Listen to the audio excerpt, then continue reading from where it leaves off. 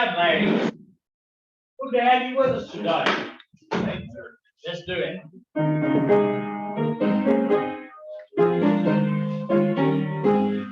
Oh, say, can you see by the dawn's early light what so proudly we bear at the twilight's last gleaming, whose lights and bright stars through the perilous fight?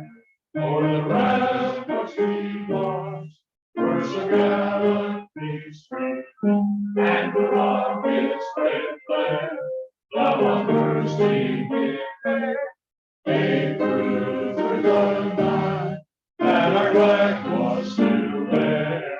Oh, sing us as our splendid banner yet wave, o'er the land of the free, and the home of the brave. I pledge allegiance to the flag of the United States of America, and to the republic for which it stands, one nation, under God, indivisible, with liberty and justice for all. Any start as our invocation. Let us pray. Father, we're just so grateful for your blessings, just your faithfulness to us. We just think about this Rotary Club and just the history of it, and those who have led us and those who are leading us now. We're just grateful that Rotary gives us an opportunity to do good all over the world and even in our community, Lord. And we're thankful for that. We ask that you would just give us wisdom and lead us as we seek to do even more. Thank you for WRC. Thank you for the food that they have prepared for us. And again, we just ask for your continued leading and the things that we need to do for our community. It's in Christ's name we pray. Amen. Scotty, family approach.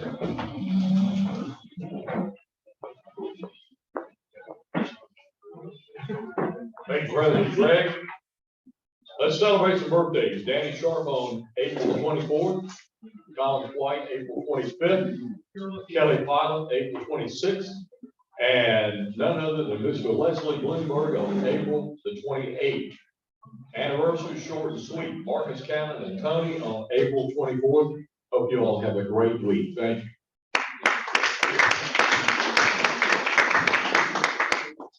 Steve Holman will introduce our guests and visiting with Gary.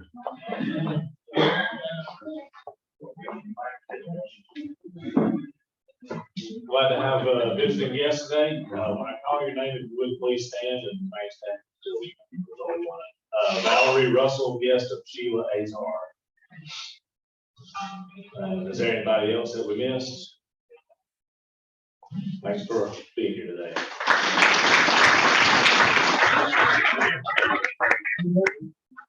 And basketball, Morgan King.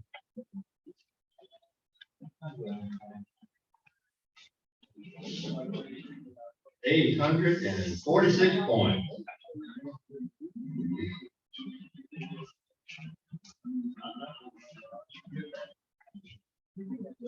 The magic number is 5424. Last four digits, 5424.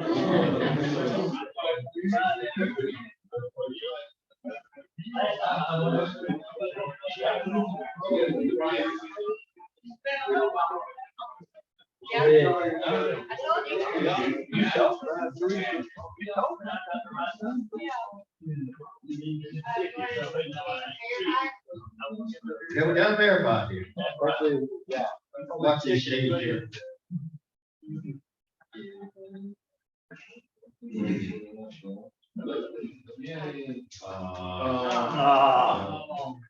Ace was on. Would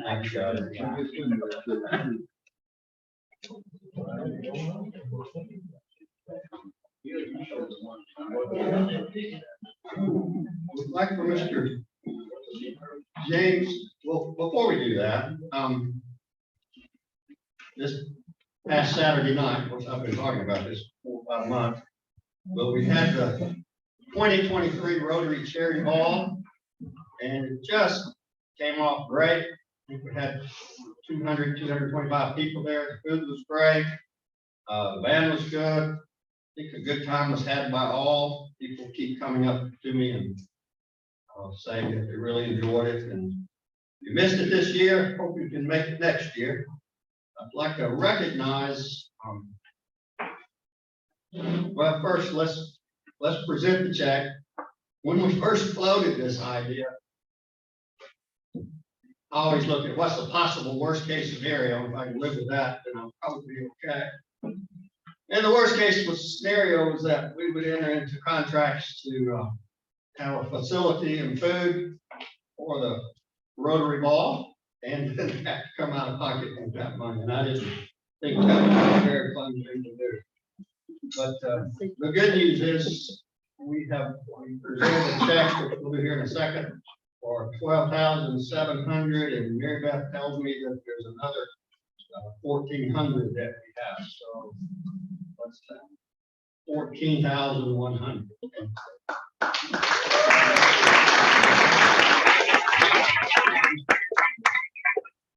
And I'm going to come down and we'll present this to James Etheridge, who is the president of the Rotary Miracle Foundation. Okay.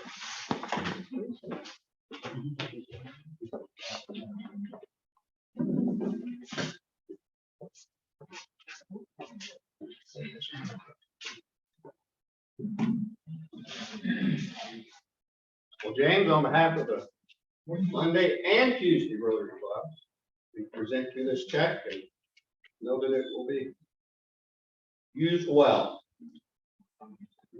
Thank you.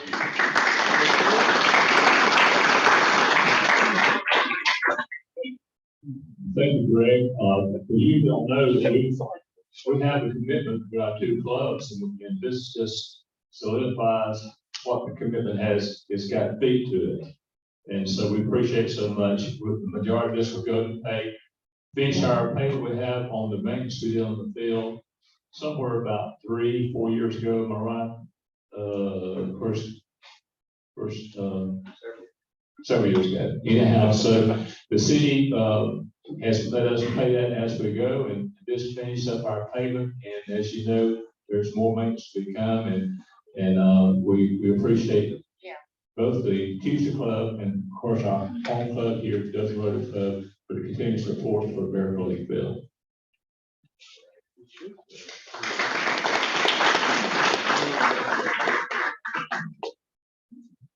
I thought we'd get a picture of everyone that worked on this, and I'll probably leave out someone, but won't be sure to have Governor Dale Goodwin and Bruce McNeil come up. Chris Dixon worked on our slideshow that we have all the sponsors, and I think that'll be great next year as additional revenue source.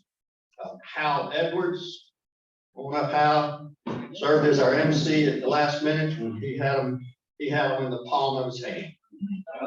Mary Beth, you would come up. Colton Curington, Brad Parrish, and Alan Richards. Got some Rotaract, is that right, Alan? Yes. A couple of ladies to come and made us all look good as they took everyone to their seats. So let's all come up here and get a quick photo.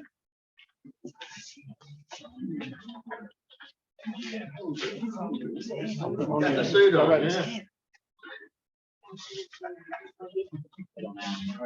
Get closer, Bruce. Suck it in. Closer. All right, y'all all up here. We'll talk to you. Got it.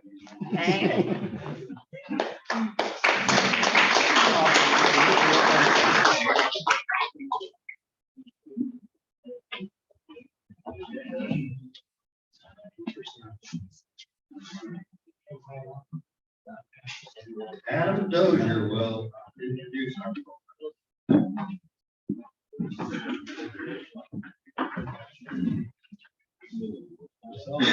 holiday. Part of the Alabama Week 16. Your mic is not on good, please. Sorry about that. Is that better? That's okay, I haven't heard it yet.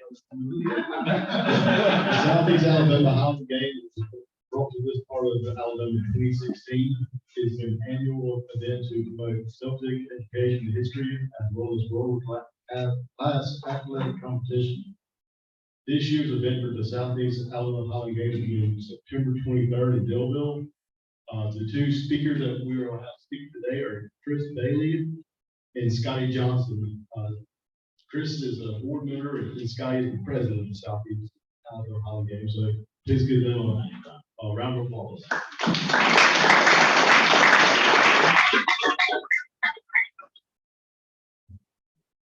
Bear with me one moment. I do need to get our slideshow set up. Just one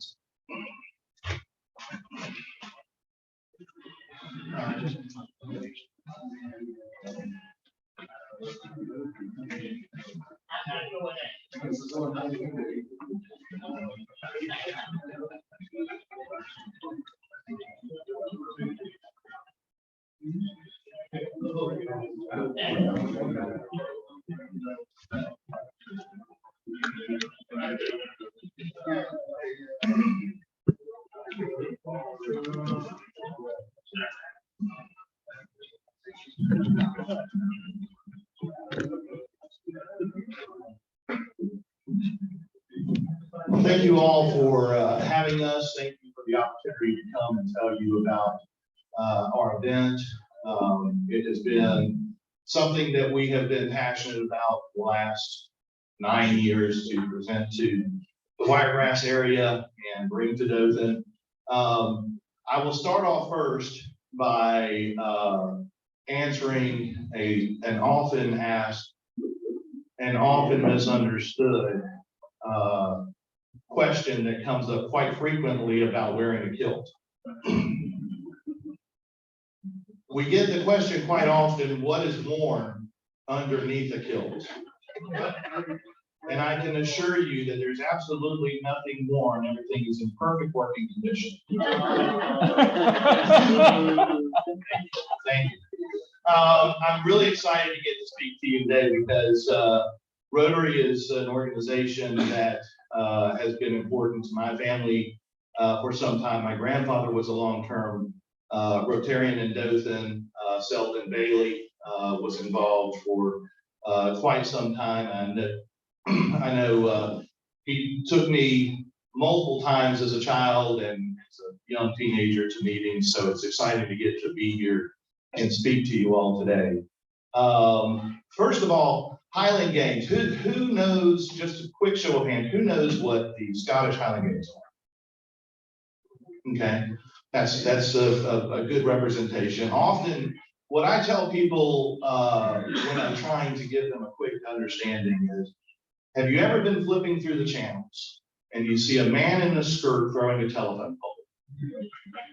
That is the Highland Games. That is what's called the caber toss, and is one of the signature events of the Highland Games. I have a short presentation that I'm going to share in regards to, I think we're going to share.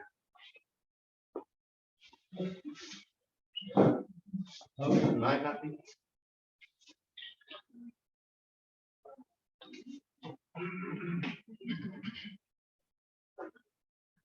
There we go. That's not working. That's okay. Okay, thank you. Excellent. Okay. So the first Highland Games, it is a historical event that started in Scotland with King Malcolm III.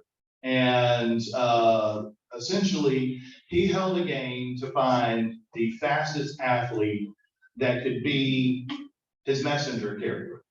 And so he had many different clans, and they were able to send their fastest athletes to take this test. He put them through their paces to make a selection. After that, the Highland Games essentially became an opportunity for the different family clans of Scotland to get together and to compete, to have bragging rights, basically to compete against each other, put their warriors on the field, and throw heavy objects to show who was the strongest and the most athletic. for those of you who've seen Braveheart, which I assume is probably the majority of you, there are scenes of throwing the stones and things like that, that also carry through English occupation in Scotland, when a lot of the populace of Scotland were not allowed to carry swords or weapons. So a lot of the athletic training and the ability to carry, throw, and accurately present acts of strength became an important training tool for warriors who weren't allowed to actually have weapons. So it continued through traditions from generation to generation. Then obviously now is celebrated as a gathering of clans to do many different things. We do obviously have the athletic events and the that we're going to go through in just a few minutes. But we also use the opportunity for family clans to gather. There are a lot of events where you might not see family members of your clan, but once a year, and you'll pick an event that you'll come to and visit. Historically speaking, like I said, it was an opportunity for some of the strongest and bravest soldiers from Scotland to be tested against each other. If you'll go to the next one. The oldest Highland Games is the series games in Fife, which, let's see here, I should have read this and memorized these facts, but it began in 1314, and it is considered to be the oldest consecutive Highland Games in Scotland. The next slide, the Highland Games held in Dunoon, which is one of the most well-known games of the Highland Games, is considered to be the largest Highland Games in the world. The Braemar Gathering is often thought to be the best known games and traces its origins all the way back to the games held by the original games held by King Alfred. All the different events, of which we compete traditionally in 7 different events at most Highland Games. There are a few other events that some of the larger games might hold, such as tug of war. We don't do that at all of the games, but some of the bigger games we do. But we'll go over in just a moment what the primary sports are that we compete in. If you'll go forward. One more. The Scottish stone put basically is the origin of the shot put. So a heavy river stone, grounded by being in a river, would be thrown for distance. A lot of the techniques that are used in the Olympics and a lot of actual Olympians got a lot of their experience in the Highland Games by competing in the stone put. And our current president, who's going to speak to it in just a little bit, who actually competed in the Highland Games for 20 years and was a top athlete in the United States, will be able to tell you much better than I could. The biggest challenge that separates the stone put from a shot put is there's no uniform stone. Every game has a stone. That while they're similar in weight, they are very dissimilar in shape. So the consistency of throwing a shot put and having a uniform shot to be thrown in the Olympic sport is not there. So it's very interesting to see how some of the athletes are able to modify and overcome the fact that there is a variation. The next sport, the sheaf toss.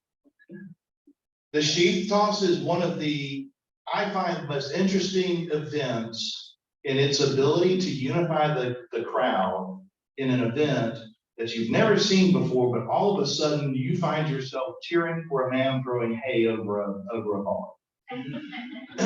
Essentially, a bunch of straw, approximately 20 pounds, is thrown over a bar for height using a pitchfork.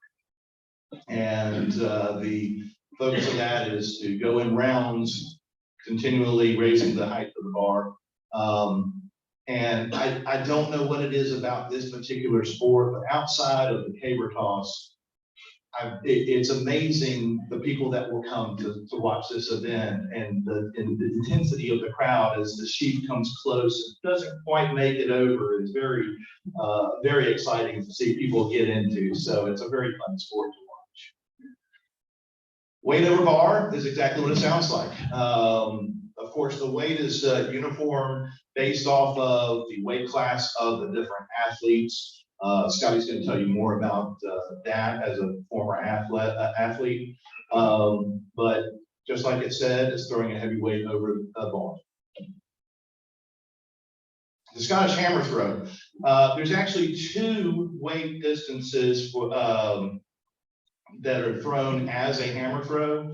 One is, as you see here, it's a weight on a chain that is thrown for distance. It is thrown very similarly to a discus, where the athlete spins the throw to gain momentum and throw. And there is also a true hammer throw with an implement that is a weight on a wooden stick. And that is thrown similar to the Olympic style, where they stand flat-footed and throw it over their shoulder. Next, the iconic event of the Highland Games, the telephone pole that gets flipped, is called the caber toss. These weights typically run, depending on the class of athlete, they can get upwards of 175 pounds, and the length of the caber is 20 feet tall. So Scotty will mention the interesting dynamics of that sport as it is experienced by an athlete. And I believe that's the end of this part of the presentation. Okay, so why did we start the Highland Games in Dothan, Alabama? The Highland Games came out of a somewhat unlikely format, in that many years ago, myself and another friend, both who had been involved in going to Highland Games, we had kilts that represented our families, and we're very proud of the history of being able to wear our kilts and represent ourselves. We would sometimes get together and go out to dinner with our families and wear our kilts. Well, we had a third friend named Ed, that is a current board member of ours now, that was not entirely comfortable showing up in Dothan, Alabama, wearing his kilt, which I can understand. It's not a traditional garment. The fact that he's a tall, skinny black man did not help. And he chose not to draw unwanted attention to himself, because then he had to explain why he had Scottish heritage and was wearing a kilt. So we started a group on Facebook called the Twisted Kilts. The entire purpose of the Twisted Kilts was to encourage Ed to show up to our events and basically try to make a group of, hey, we're going out this Thursday, we're all going to be there, let's all wear our kilts, we'll do it together. Well, when we made that group, we made it public. And all of a sudden, this group started to grow. We currently have, I believe, over 900 members in the Twisted Kilts, the majority of which started in the Wiregrass area. And what became clear after we started that Facebook group is there were a lot of people in this area with Scottish heritage that did not have an outlet to demonstrate their heritage. I assume everybody here that's been in Dothan for a while, we don't have a lot of cultural events that really focus on individual heritages. So after we had the Twisted Kilts going for a while, one of our gatherings and get-togethers was at McLeod's public house, where a band was playing, and the guitarist is our current president. The Throwing Stones, as they were called, often wore kilts on stage and played a lot of amazing rock and roll music. And Mr. Scotty came up to us after the fact, after the concert, and said, I want to talk to you guys about Highland Games. We've been thinking about it for years, but we've never had the people to put it together. So we had a meeting, we had another meeting, we kept getting together and we started talking about holding this event. And happy to say that we are in our 8th year, but we are throwing our 7th games because we have the year of 2020 that did not happen. And just excited to be part of an organization that continues to bring Scottish and Irish heritage to the Wiregrass area. Originally, we held our event on St. Patrick's Day weekend, and we started our event at the Houston County Farm Center. Farm Center was a great venue for us to get started. St. Patrick's Day weekend, while apropos to the purpose of a Celtic festival, was not the best weekend to choose to hold a Scottish event, which we were not aware of. The biggest difficulty was being able to bring entertainment for the event. Because St. Patrick's Day weekend is the only day of the year that somebody that plays a bagpipe is able to play at a local venue and get paid for it. It's the only weekend they can go to a bar down the street, they can play for certain events. Every now and then they get to play weddings, but for the most part, getting Scottish events to come to our Highland Games was either very expensive for a nonprofit organization, or they just weren't available because they had other local events that were happening. So coming out of the pandemic, we were low on funds, trying to continue our event. We had to cancel 3 different alternative dates that we had tried to schedule. And we were very blessed by an association that kind of came out of nowhere with Mayor Jamie Staten of Daleville. And coming out of the Highland game, coming out of the pandemic, Mayor Staten was able to offer us an opportunity to present our games at the field there, Culpeper Field in Daleville. And we now hold it in the month of September over in Daleville. I did miss it when I was mentioning the beginning of our organization, but I would be remiss in not mentioning several of our sponsors that helped us get this games off the ground, several of which I know have members that either were current members or former members of the Rotary.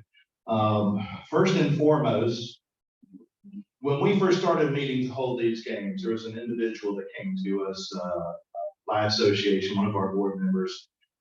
His mother, we knew that she was involved with fundraising and charitable organizations, and we were trying to decide the viability of being able to hold Highland Games in Dothan. And that person that came to speak with us was Susan Morrison. I know Susan was close to many members in this organization. She was a very dear lady and sorely missed. Susan was the first official sponsor of the Southeast Alabama Highland. She cut us a check, and she showed us in that one gesture that there were organizations in Dothan that saw value in new events, that saw value in cultural heritage events in this area, and let us realize that we could actually function as a nonprofit organization and hold an event for the people of Dothan and the Wiregrass area. So without Susan Morrison, I don't know if we would even be standing here. So I wanted to make sure I mentioned her. Other major sponsors that helped us get off of the ground at the time, Mayor Mike Schmitz, and he has continued to be a primary sponsor of our event year over year. We've been very thankful for his support. The Dothan CVB and Visitor Center, I think they now go by Visit Dothan, was very instrumental in helping us get off the ground. Golf Plus and McLeod Clubhouse have all been organizations that have been key to our success of growing beginning and sustaining as an organization. One of the primary things that we like to accomplish outside of our primary goal of having, bringing a cultural event to Dothan is our ability to give back to charitable organizations. Every year we have chosen a charitable organization to give a percentage of our ticket sales. The first several years we partnered with some major different organizations, such as Relay for Life, and we would change the organization we were donating to the first 4 years. When we made the change to Daleville, we were introduced to an organization that we have come to work very closely with, and have been able to see our donations have a very real impact, and that is the Boys and Girls Club. Having worked with them the last 2 years, we made the decision to not switch sponsors anymore, seeing the impact that we were able to have with their organization. And they are now our third year charitable organization that we will be making donations towards. So every sponsorship dollar that we're able to raise and everything that we're able to do and accomplish with the games, we always make sure that we try to give back some of that to an organization that we could definitely use the support. So that's everything I have for my presentation. I'm going to let Scotty come up here for a few moments to speak with you as our president. And we just, again, appreciate your time letting us come speak.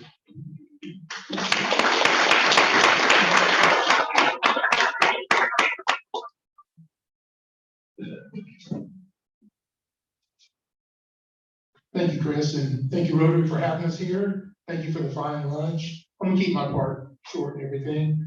As Chris said, I'm the president of the Southeast Alabama Highland Games. I'm also the athletic director. And the way I got started was in the year 2000. A friend of mine, we had a band together, and we were also workout partners. And we heard that at the Shakespeare Festival in Montgomery, they were having the Scottish Highland game. Well, we'd seen the movie Braveheart, and we're like, let's go check this out. We were both big, strong guys. He's 6'5", 300 pounds, and we bench 400, squat deadlift 600. We're like, let's go check this out. Well, we get there, and these guys are massive. I mean, they're 6'8", 6'4", benching twice what we're doing. But we start talking to the athletes and the organizers. And we're like, man, this thing's really cool. Let's try it out. And made some homemade weights trying to do it. Couldn't even throw them over our heads, and supposed to be throwing them 15 feet in the air. So we're like, well, let's keep training. And within a few years, we were both in the top 20 in the United States. And in 2008, excuse me, I had a chance to go to Edinburgh, Scotland with some friends of mine that lived over there. So I go over there and I got to compete over there. And Scotland was just amazing. I mean, in Edinburgh, there's a castle in the middle of downtown. There's a cafe where J.K. Rowling sat and wrote the Harry Potter books. You can see the names on the walls, and they've got gargoyles that are 1,000 years old on these walls that, the United States isn't even that old, so it's just amazing. So I come back 2008. Like I said, I've been an athlete all these years, but had some injuries. I just turned 58, April 15th, so I just had a birthday a couple weeks ago. And so knee didn't want to work right, so I started becoming a judge at a lot of games. And eventually I took over Panama City as the athletic director. And I did Hattiesburg, Mississippi as the athletic director. As Chris mentioned, I had a band called Throwing Stones, because the drummer and I, we threw stones in the Highland games, and his wife Angie was our singer. We got to open up the first Toad Lig, got to open up for Great White at a big biker fest and some fun things like that. But so I approached these guys. We took us a year and a half, 2 years to kind of get everything organized and going. And like I said, with Susan Morrison helping us out, because we had zero money in the bank. So we were able to bankroll and get that started. And so we, as they said, we started at the Farm Center, had about 20 athletes the first year. Last year we had 50 athletes. And one of my mentors who helped get us started, he's out of Tuscaloosa, but he's via Florida. So he was a champion bodybuilder. He was Mr. Hollywood. Then he got into powerlifting, still on several powerlifting records. And then he got into Highland Games and became a world-class powerlifter. World-class Highland Game athlete. And but his mentor was a guy named Peter Goodson. He met at Tuscaloosa, who represented Iceland in the Olympics in the shot put. Still not sure how Peter got to Tuscaloosa, but I know he was a police officer and he went there to get his criminal justice degree, he and his brother. So along the way, I've met several other like NFL players, like Mike Babb, who went to the University of Texas. He was a center for the Cleveland Browns for like 12 years. Lots of track and field athletes were involved as well. But our thing is, we didn't just want an athletic competition, we wanted the whole festival. So at our festival, we'll have genealogy clan tents, you know, like Clan Bailey, Johnson, McDonald. And it seems like everybody has a little bit of Irish or Scottish or some kind of European clan type in them. We have wares vendors, we have food vendors, we had 14 food trucks last year. We have entertainment going on the stage. Mike Morrison, who's one of our board members, he has a wife Sarah. Mike raises hawks, so he and his friend from the Alabama Hockey Association, they're walking around with these birds of prey on their arm. You know, people just love that. We were hoping he could be here today, maybe could flew the hawk to the back and came back up here or something. But you know, we wanted to do something to kind of bring a family-friendly event to Dothan because, you know, God knows we need more family-friendly stuff in the world right now. I mean, it's just, you know, just to take a break from everything else going on in your life. Let's just go have time, you know, have fun. We only charge $10 for adults, it's $5 for kids. All military, active and retired, and first responders is $5. You know, we're a nonprofit, we don't put one penny in our pocket, so we're trying to, you know, just present something for the whole Wiregrass region. You know, we're not the Dothan Highland Games, we're not Daleville, we're the Southeast Alabama Highland Games, but we want to stay here in the Wiregrass region. And it's really fun. Like I said, you have athletics going on the whole day. It starts from like 9 in the morning, goes to about 3 or 4 in the afternoon. For $10, you can't go to the movie or anything for that kind of price. So we certainly invite all of you to come out and participate in it. You know, I have athletes from 17 to 75 years old out there because there's different classes, and from beginners to experience, and just walk around and just the atmosphere. Like I said, we had it here at the Farm Center, we had it at the Peanut Festival as well, and we just want to stay in this area and, you know, give everybody something, you know, another alternative. You know, to go out. You don't have to be Scottish or Irish, as he said. Ed, you know, one of our board members, you know, young African American male, and you would just didn't want to wear a kilt by himself. Understandably, sometimes just I don't want to go wear mine by myself, you know, because you know, hey, wearing a shirt, you know, or something like that. But we do want to thank everybody. We're going to open it up for questions. I also have some sponsor packages if anybody's interested, and I've got some of my business cards as well. But if there's any questions, if anybody has any, feel free to ask. What events did you participate in? All right, so there's 7 main events. Yeah. So you do all 7 when you compete. Oh. Yeah, so that's why it starts at like 9 in the morning and you're throwing till 3 or 4, and then we have the awards presentations. Like I said, the caber, that's one most people, caber is Gaelic for tree. You know, the thing about it is you have to slide, you know, like your fingers, it slides your hand down to the bottom, and it's called the pick, and you pick it up. Well, in the palm of your hand, you've got 100 to 150 pounds. You're trying to balance this tree, and then you run and you flip it. Well, when you flip it, no matter how far it goes, imagine if you're like looking down on the ground becomes the face of the clock. So when you flip it, if it goes straight in front of you, that's at 12 o'clock, which would be a perfect throw. And then you got 1 o'clock, 11 o'clock. But you have a side judge that if it doesn't go over all the way, he kind of becomes a human protractor, and he'll measure like, okay, that was 45 degrees. And that's how we judge the caber on that. The sheep toss, as Chris was talking about, a lot of people like that because it's, you wrap this hay or cut twine in a burlap sack. But some of our athletes are going 40 feet in the air with it. So you know, you're sitting there and also you're seeing this thing just rising from 20 feet to 25 to 30 to 40 feet in the air. And it's pretty amazing. And then the 56-pound weight for height, which is what the weight of a bar is, that's the equivalent of grabbing like a 4-year-old and grabbing him and throwing him 12, 15 feet in the air over a bar. So it takes a lot of strength. Like I said, my friend Dwayne and I, I was 35 when I got involved in the games, and we thought we were pretty strong enough, and we found out real quick that, it took a lot more than just being a little bit strong. I did the shot put and distance in high school as well as in football, baseball, traditional, southern sports and stuff. But it's, yeah, you do all the events when you do it. I mean, like I said, you have master's classes. Like I said, Kent Durso, he's 75 and he competes every year. He's won the Masters World Championship like 12 years since he was, late 50s. I mean, dude's amazing. He's out of Tennessee, and we have people coming from all over the United States to our games. I wish we had a major airport here. Really, we could draw in people internationally, but yeah, we don't have that. So that was a good question. Does anybody else? Yes, sir. Does Atlanta still have the big one that? Yes, so they have Stone Mountain, which is in October. And that's another thing when we're picking the dates for our games. We try not to, within a certain mile radius, interfere with other games, and hopefully they won't with ours as well.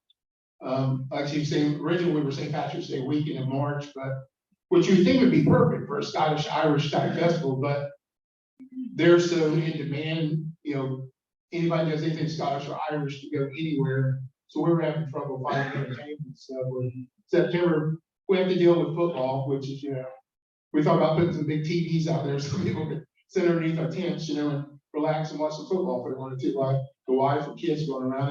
And we're real big about the kids area as well. Last year, we were able to get most sponsors we've ever had, and we tripled up our kids area. The Delville Boys and Girls Club, they help run our kids area for us now, which is tremendous for us. Sharon Saliba, she used to be over our kids area, but she had some health issues and couldn't do it last year, so they really stepped up. As Chris said, we've gave money to the Cancer Society, the House of Brood. Back when they had the walk on our shoes, we all went out there in our kilts trying to wear these high heels and walk. And yeah, that was a fun experience right there. So, but like I said, we picked the Devil Boys and Girls Club the last 2 years. It's local right there in Delville. Like I said, we're not based out of Delville. It's just worked out that way and everything. I mean, we're just a Wiregrass game. You can be anywhere in the Wiregrass in 15 minutes. Enterprise, Delville, Ozark. It's all within just a few miles of each other.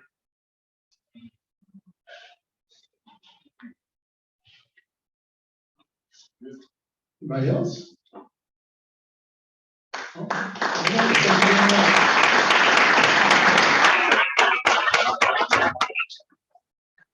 Thank you guys for coming, bringing this down to you. We'll listen. We will listen. You will stand with me, let's repeat forward. On the things that we think is fair. True. The heirs are all concerned with the individual. Will be the nation for all concerned.